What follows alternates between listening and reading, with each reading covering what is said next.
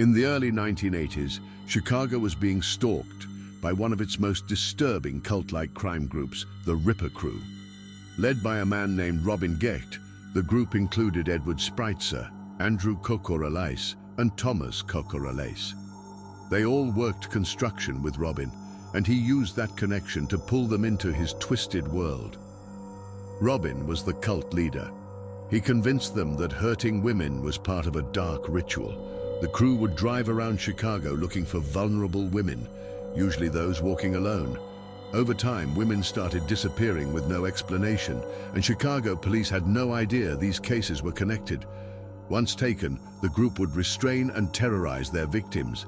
The acts they committed were extremely violent and ritualistic in nature, and their bodies were left in isolated areas around Chicago. In 1982, when a woman escaped after being taken by members of the crew, her survival broke the entire case wide open. She gave detectives detailed descriptions of her attackers and their vehicle, which led police straight to the men. The police tied the crew to a series of brutal murders, at least 18 women in total, though many detectives believe the real number was higher. Robin Gecht was sentenced to 120 years and remains in prison. Edward Spritzer was sent to death row, but later had it changed to life in prison. Thomas served decades and was released in 2019, a controversial decision.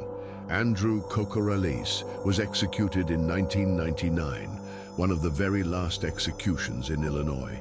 The Ripper Crew remains one of Chicago's darkest and creepiest true crime stories, a case many people have never even heard of.